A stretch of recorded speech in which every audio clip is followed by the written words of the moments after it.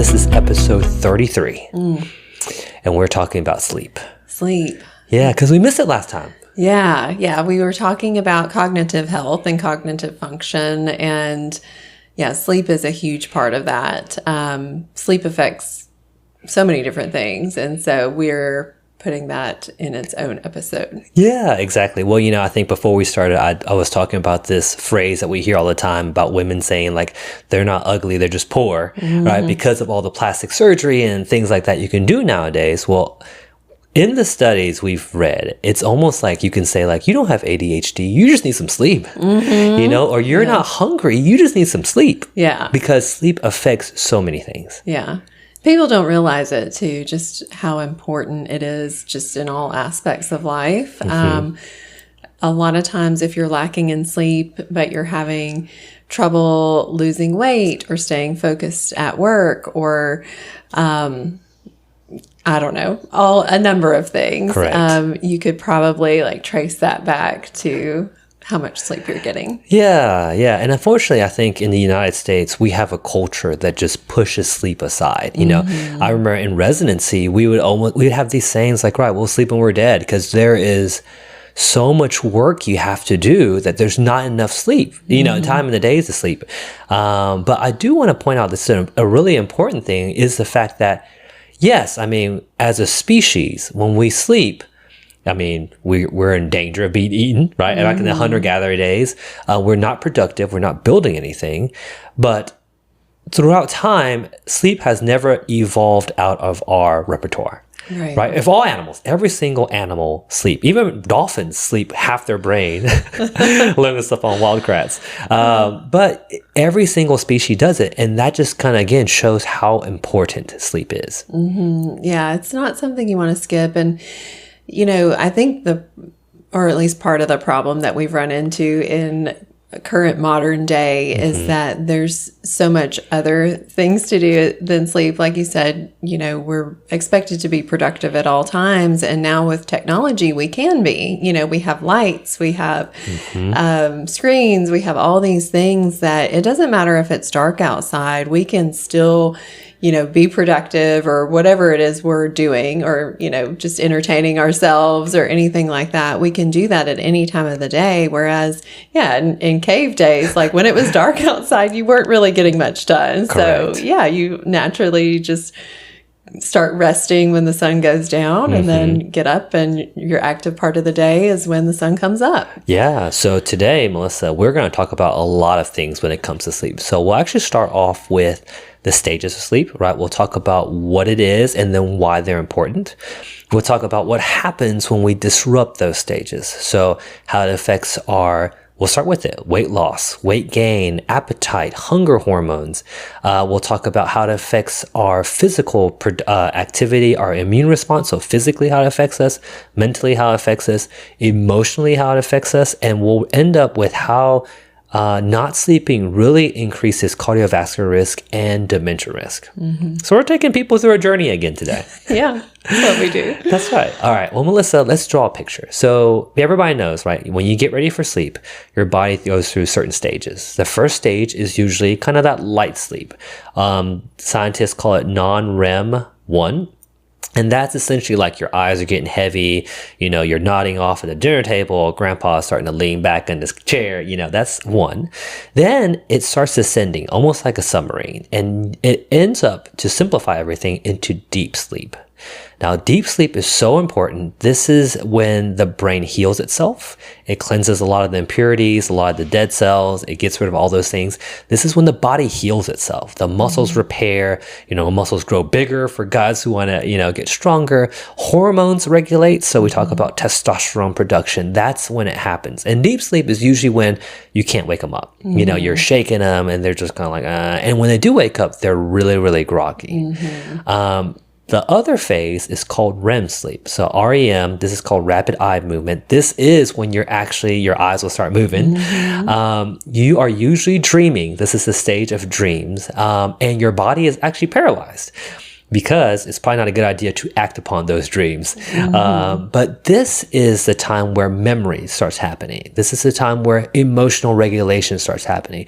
This is a time where food processing, how we interact with food, the ghrelin hormones, all these things, they are actually taken care of in this REM sleep. So now that we have a general idea, because like I said, throughout the night, we'll go through up and down these cycles.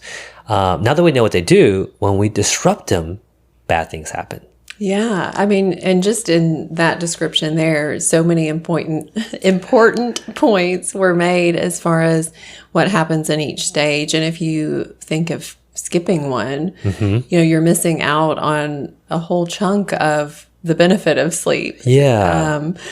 So yeah, things that we find that sleep has an effect on. It can be our cognitive performance, Correct. like we talked last week about brain fog and memory loss and things like that. Even just being able to complete tasks during the day. You can sleep deprive someone for a matter of a few nights and test their driving and they're at a level of a drunk driver, Correct. basically. So it doesn't take long for that to happen. And the longer you're sleep deprived, the worse it gets. Exactly. Yeah, you're exactly right. Cognition, I think that's one reason why even in healthcare as residents, when I was in medical school, they started trying to find ways to limit those work hours. I mean, being awake 30 hours, 36 hours, the longest I think I was awake was 48 hours, because I had to go back in and deliver a baby. The risk of medical complications and errors goes up substantially. And even when I was a resident, I remember one night being post-call, then rounding, and then miswriting a medication. Thank goodness my attending caught it. But we've had enough data showing things like I said, cognitive performance, learning, and memory. This was a really, really fascinating study and actually had to do with alcohol. And we'll talk about alcohol later, but normal college students, peak memory time. After big finals, if they drink significant amount of alcohol 2 days after the final, they can't remember anything on that final. That's what's happened. That's what happened to concerts. But you think that's college students. Now move it to us. My memory is not as good as it was when I was 18. The implications are probably a little bit more substantial. And this is just, like I said, this is sleep deprivation, and this is not good for memory. So people who have problems focusing on throughout the day or struggle with ADHD, just ADHD plus lack of sleep is a recipe for disaster. Right. Any of those conditions, if you're wanting to optimize your outcome with any type of condition, whether that's ADHD or even metabolic conditions, anything that you're trying to manage, if you're skipping sleep, you're missing a huge piece of the puzzle. Yeah, for sure.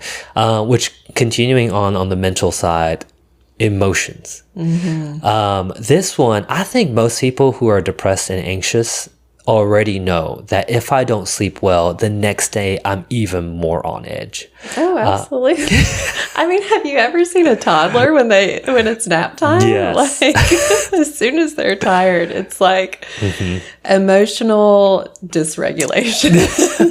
That's right. It happens to adults too. Yeah. Oh, Melissa, you remember those days when you have a newborn and you and your husband are asleep and the newborn cries? There are things that are said between couples that at night in the middle of the night that you just can't hold against each other. No, exactly. That's the lack of sleep speaking. And like I said, it's almost like we know from our experience, but we always need science to prove that we know that. Yeah. It's common sense. Really. Yeah. We see it, we feel it, but if someone doesn't say "Are you sleeping?" Yeah, we don't even take it into account. Yeah. We'll segue there because I would say even in our clinic practice, we if we don't bring up sleep, almost no one ever brings up sleep. No, but then when you do bring it up, it's like, oh, well, this is the answer to everything that we've just talked about. That's right. Yes, the amount of times where patients come in and say, I'm so exhausted. I can't focus. I can't think. My mood is on edge. And, they talk about, the stress of work and, the kids and the spouse and money and whatever the causes are. And, they're talking about how to fix it. Maybe it's this supplement, maybe it's that vitamin, maybe it's another IV infusion or something. And then we ask, like, well, how's your sleep? They're like, horrible. You're like, oh, we could lead with that next time. Yeah, we could just start right there. Yeah. I mean, okay, so a couple of studies talk about emotions. Okay, so, a minute ago we talked about REM sleep. There is a part of the brain that deals with memory. And there's a part of the brain that deals with emotional reactions to those memories. Like, so for example, let's talk about PTSD, right? Somebody who went to war, we know the stories, they see gunfire, they get a lot of anxiety from it. But if you can sleep well, the brain can separate those two. So where you see gunfire, you don't automatically panic. But when you don't sleep well, the body cannot seem to separate those two things very well. And then you get to the point where, like, even fireworks, the sound will start setting off those emotions. We know from our personal own experiences, like, if you had a fight with your spouse or something like that, if you can just sleep, the next day you feel better, right? You can almost see the argument, but the emotions don't instantly tie back up. Yeah. Unfortunately, sleep goes. Yeah, and that's, I know this is completely off topic, but they always said, like, don't go to bed angry. Yeah. But sometimes that's exactly what you've got to do. You've got to, like, separate that. You've got to, like, repair that emotional center, and there's more clarity the next day. And usually, one or both can see things a little more clearly, and it's a lot easier to work through it. Yeah. And even further on that, during those times when you sleep in that REM sleep, that's when your body actually tries to reconnect certain, nerve fibers in the brain. And so when it comes to anxiety, right, part of it is like, okay, well, maybe I overreacted to that situation. When you don't sleep the next day, you're like, I didn't overreact. Yeah. But when you do, the brain can separate those two things, We talk about, like, even like sometimes studying, sometimes you're trying to, like in medical school, trying to figure out this process and you just cannot seem to remember it. If you sleep, the brain connects it, and the next day you're like, oh, it makes so much more sense. And so again, this was one of my own practices, but I stopped pulling all-nighters in med school because I realized I did it one time, pulled an all-nighter. Next morning, the test was from 8 to noon, and I fell asleep. And I woke up and it was 11, and I was like, oh my gosh. And that was the only test I really bombed in med school. And so from then on, it was like, if I didn't know it by 1 a.m., I'm not going to know it. Right. Yeah. There's no more learning beyond that point. That's right. Yeah. And a lot of times if you rest well, the next day you're like, okay, I actually remembered what I studied. And you can look at it again in the morning. Yeah. Yeah. So now, we've talked about cognition, we talked about attention, we talked about emotions, which I think that one will probably, we even during our whole emotional well-being series, sleep is just such a crucial therapy, medication, sleep. I mean, those three are like the crux of helping with emotional well-being. Yeah, it's right up there. Yeah. Now moving on, Melissa, let's talk about physical. Okay, because patients come in. Today, people want muscles. Right? They want to build muscle. They want to prevent injury.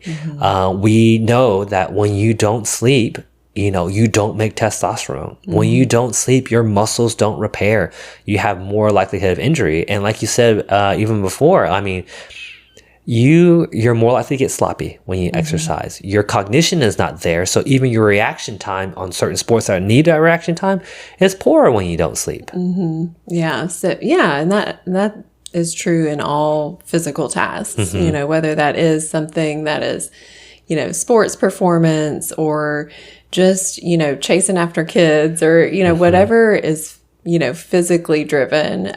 If we don't sleep at night to repair our muscles and, all that will suffer. Yeah. And another one, I mean, we talk about all the time, being sick. The amount of times we hear when patients are like, it's been really stressful. Like I had a patient, they had a loss in the family, really stressful, not sleeping, got sick. And we kind of knew it too. Like wintertime, when we're super stressed during wintertime and where our sleep is off, we always get sick. Yeah. Oh, and speaking of finals, that was the sickest I would get in college. Like every like finals week, I always had some sort of like terrible, upper respiratory thing going on. But it's because we're stressed, we're not sleeping. So yeah, it affects our immune system. It affects our weight. I guess that's another physical thing that we can touch on. If we're not sleeping, like you said, hormone production is altered, and it can make it easier to gain weight, harder to lose it, all that. Yeah. Maybe this is a public service announcement for a lot of guys. Instead of going to get testosterone shots, examine your sleep first, and even not just sleep, but sleep quality, and we'll talk about sleep apnea and true insomnia at the end, but if you're not even trying to improve sleep, you can almost guarantee your testosterone will be low. And just fixing testosterone is kind of, with like shots, it's kind of like giving somebody who had a fever from an infection. You can get the fever down. They'll feel better, but the infection is still there. Yeah. And the amount of times people come in saying, I want to deal with the root cause. Go to sleep. Go to sleep, yes. It's a root cause. It's part of it, Yeah. And so, let's move on to food. Mood and food. Food is so important, right? We have study after study after study that shows that when we sleep deprived people, we won't talk about the insulin part. We'll talk about the food. The brain actually makes more ghrelin, which is a hormone that makes you hungry, and it suppresses other hormones that make you full. It's almost like when you eat a lot of processed food like Cheetos, you don't feel full. You're hungry instantly because it just plays off these hormones in your brain.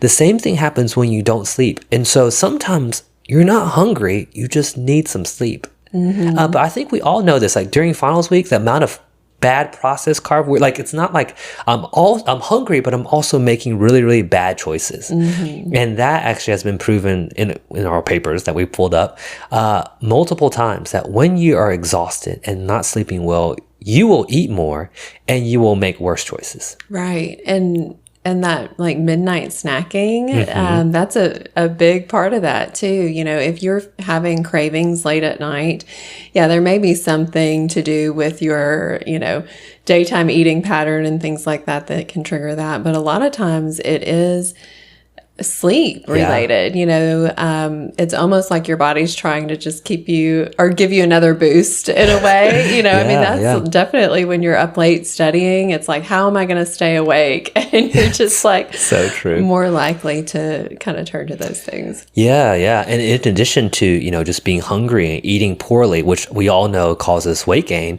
another thing that it does is it really contributes to insulin resistance. So I do want to highlight this little study, which is interesting. They took healthy, like 20-year-olds, no diabetes, no metabolic dysfunction, and they sleep deprived the mess out of them. And what they did was no more than 4 hours of sleep for 3 or 4 nights in a row, which as a college student, there are times where you will do that, Then they drew their blood work and they looked at inflammatory markers, insulin levels, and they found out that their levels in their blood after just 3 or 4 days matched 50-year-old male diabetics, which you're like only 4 days and the blood is already doing that. We call, I heard somebody call it old man blood, right? Like you're young, but your blood is showing that you're like 50. You add alcohol, you add instantly we're like, okay, this is a big, big problem.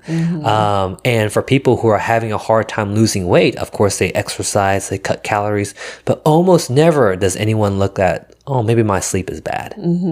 Yeah. And we've talked before about how insulin resistance does make weight loss more difficult as well. So it all goes hand in hand. And when you're young and otherwise healthy, your body compensates some for that metabolic imbalance. But as you get older, that's when we start to see more problems. Yeah. And then, like I said, it all ties together. You're exhausted. You're not making testosterone. You're exhausted. Your workouts are horrible. You're exhausted. You're making bad food choices. You're hungry more. You're exhausted. And then the hormones, the insulin, all that is all messed up in the body. And so it's just almost like a perfect recipe for like metabolic syndrome and weight gain. And like I said, most people will look at weight loss shots, food, nutrition, but we are saying, when you were describing the ghrelin and everything, the feedback loop and feeling full, Ozempic. I mean, like that's essentially what it does for us. That's right. But you could just go to sleep. Go to sleep. It's for free, yeah. And go to sleep for free. Yeah, but it is. I mean, and that's, kind of making light of it. There are, like we've talked about, there are places for everything. But if we're trying to skip all the other steps and just have like that magic bullet, but we're not doing what we need to do, we're not setting ourselves up for success. Exactly. So yeah, and then, wrapping this all together, heart disease, stroke risk, people who don't sleep, cognitive impairment, which we spent a whole 30 minutes talking last time, their risk all goes up significantly. I think chronic sleep deprivation, risk of cognitive impairment, like starting earlier, like by 11 years. So 11 years earlier onset of cognitive decline with chronic not sleeping. 30% higher risk of heart disease, 30% higher risk of stroke. I mean, now, some of these are observation studies, which the data is hard to be, causality, because maybe there's a reason they're not sleeping, but they all point in the same direction. And rarely do you have like observation studies where they all point in the same direction. Again, just proving, and I think we've talked about study after study, this lack of sleep culture in the United States is probably one big reason we are struggling so bad. Yeah. If we could get everybody to just go to sleep and have good quality sleep. Yeah. I think we'd all be doing a lot better. Yeah. So now, Melissa, let's go to what to do. Right. So what do we need to do to actually improve our sleep? And I'll start off with step one, and we'll just go back and forth. Step one, goodness gracious, we got to know how important it is. Yeah. Yeah. Like, I think the culture of just discounting sleep needs to go away. Like, it is important. It needs to be a priority, not the next Netflix show, not another hour of, Twitter. Step one is like, hey, this is an important thing and we need to actually invest energy into improving it. Yeah. Schedule it in. Like, step one, schedule sleep. If you have to get up at 6 a.m. to get ready for work or to get the kids ready for school or whatever, count backwards. 7 to 8 hours, and set a bedtime. Yes. And then set your bedtime up for success. Correct. In turning off your screens an hour before, giving yourself the sleep hygiene, just kind of having a routine, turning the temperature down in the room, turning the lights down, turning off the screens, just kind of going through like an evening ritual, and you'll set yourself up for being able to go to sleep at that bedtime. Yeah. And I feel like, again, this is a common sense point. Light is the enemy of sleep, right? Like, when you're sleeping, if there's bright lights everywhere, you're not going to be able to sleep well. And so step one, like I said, either A, you got to make that room dark. B, stop staring at a screen. We know a lot of people will say, well, I'll watch TV to help me go to sleep. That's light. That stops that release of melatonin in your brain, right? And so social media, telephones, interactive light, even worse. Video games, laptops, social media scrolling. That's even worse, because not only is the light hitting you, also you're trying to train your brain to do something, right? To have reaction and stuff like that. And so step one, like you said, Melissa, at least an hour before you need to go to bed, plug your phone outside your room. Turn off, do not bring your laptop, turn off work. Don't bring that into the room. If you're watching a show, turn it off an hour before. Back in the day, our TV shows would end at 8, so we didn't have to make that decision. But now we got to be an adult. Yeah, I mean, and we tell our kids to do these things all the time because we know that if they, are on their video games or, something intense right before bed, they're going to have a hard time winding down. If they eat right before bed, they're going to be bouncing off the walls. There's all these things that we make kids do, including setting a bedtime for them, but we don't do it to ourselves and we suffer from it. So we've got to do the same thing. Yeah. That's a good one, Melissa. Yeah. Stop eating a couple of hours before bed, right? Because we know, we don't let our kids eat cake before they go to bed. Caffeine is another one. So obviously in our culture, we make a lot of caffeine. We drink a lot of caffeine, but limiting when you drink it. If you notice that if you drink it after 3, you can't sleep, then just you got to stop. Yeah, yeah. Even move it up before noon, ideally, just for best quality sleep. And if you are just super sensitive to it, really limit that. Just be mindful of that. And then alcohol, of course, is a big one. You know, we'll get sleepy from alcohol. And so some people will feel like they fall asleep better after alcohol. But it actually interrupts that cycle, that repair cycle at night. So we're not getting those deeper layers of sleep, and it actually is less restorative sleep. So Exactly. Yeah, because obviously sleeping with those cycles that we talked about, we need those. And you're exactly right. Alcohol, by far a big problem, because it's so natural in our culture. But you're right. The amount of people that tell me that I just have a drink to sleep, or they can't sleep without the drink, it's a problem, you know. And they're like, I wake up with a headache and I'm, you know, brain foggy the next day, and I'm like, oh, well, that may be just one thing to limit. Yeah, for sure. I think there is some roles with medications, but most medicines like the Ambiens, Lunesta, they can get you to sleep. But unfortunately, they do disrupt that. Like it's more unconscious. They knock you unconscious, but sometimes those restorative sleep patterns are not there. Little uses here and there. If you're flying to a foreign country, you need one, fine. You fly to a foreign country, you need a Xanax to help you sleep on, fine. But this like using it every single day, after about 2 weeks, it's going to start having issues. And we would much rather you change your environment and learn and get that part better. Right. And I think that's where those medicines come into play, because we are watching TV, or we're always trying to be productive, you know, just all the way up until the moment we go to bed. That's right. It's like, oh, well, I can't fall asleep, so I must need to take something. Yeah. Whereas if you just kind of start that wind down period a little bit earlier, you may find that you naturally fall asleep pretty well. Keeping a pretty regular routine helps also, you know, like you said, traveling and things like that. That's why there's jet lag, because, you know, it's like a huge jump in our sleep cycle. But just in general, if we can keep a pretty consistent pattern, even on, you know, the weekends to some extent within an hour or so, that really just helps that circadian rhythm. And the less disruption in that, the better. What else? Oh, staying active early in the day. Yes. So exercise is big. And if you can exercise earlier in the day, even better. That kind of mimics that natural circadian rhythm that we've always thrived on. We're more productive early in the day when the sun's rising. And then as the day goes on, we become less active.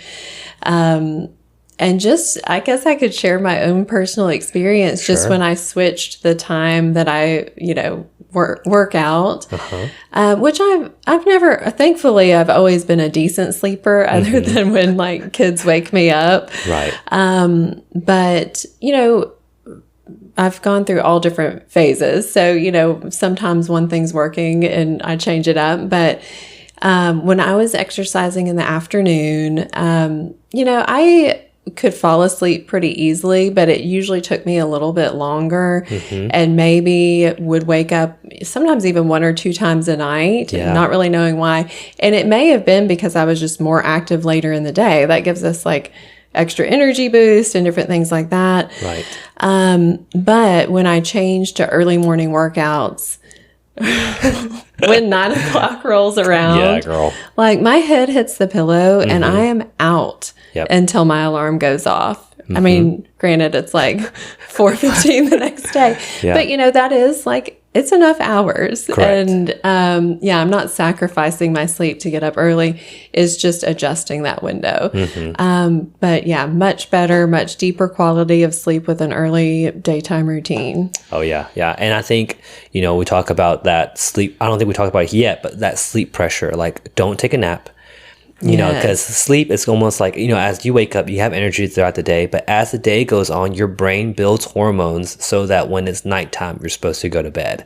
If you take a nap, you stop that pressure. You know, if you stay online, all these lights, everything, it's almost like the 21st century is trying to stop that pressure because they're trying to be productive. But like you said, adjusting sleep time, sleep, when you sleep, those 7 to 8 hours is important. You know, sleeping 7 to 8 hours between 9 and 4 or 5 is very different than sleeping 7 to 8 hours from 2 a.m. to like 10. So just, you know, again, society is, with shift work and all this stuff, it is throwing a wrench in all these things. But I think the overwhelming evidence is like, this is such a big piece. If we can fix this, we can really help a lot of things. Yeah, and there's lots of factors that go into play. Like you said, shift work, residency, you know, like, Yes. yeah, whatever you're going through in life right now, you know, it may not always be possible to have like a regimented routine, but as best as you can, just set yourself up for success. Yes. If you are binging Netflix at nighttime, like, just look at it, look at your habits and see, is there something that's interfering with my sleep? And is that why I feel tired all the time? Yeah. Perfect. Well, so that's a good end. wrap up. The end. Period. Yes. So next week, we will be talking about fatty liver disease. Okay. Okay, because I think that's going to be a big piece because it's everywhere. And the amount of people that have been asking, like, what is fatty liver? How do I get it? It's now the number one cause of liver disease, you know, so we'll address that because I think that's huge. The week after, special guest. Oh, yeah. So, financial. Yes. So financial health. Yeah. correct. Yeah. So financial health as it relates to, you know, the number one cause that couples fight, money, you know, and so how. Super high stress. Oh, my goodness. Yeah. And maybe even our view of resources and money can help calm stress, calm anxiety. So that's going to be fun. Yeah. Yeah. Lots to look forward to. That's right. And don't forget our challenges. Yes. We have those coming. Yes. We're almost done. Almost done. Yeah. All right. All right. Thanks, Melissa. Yeah.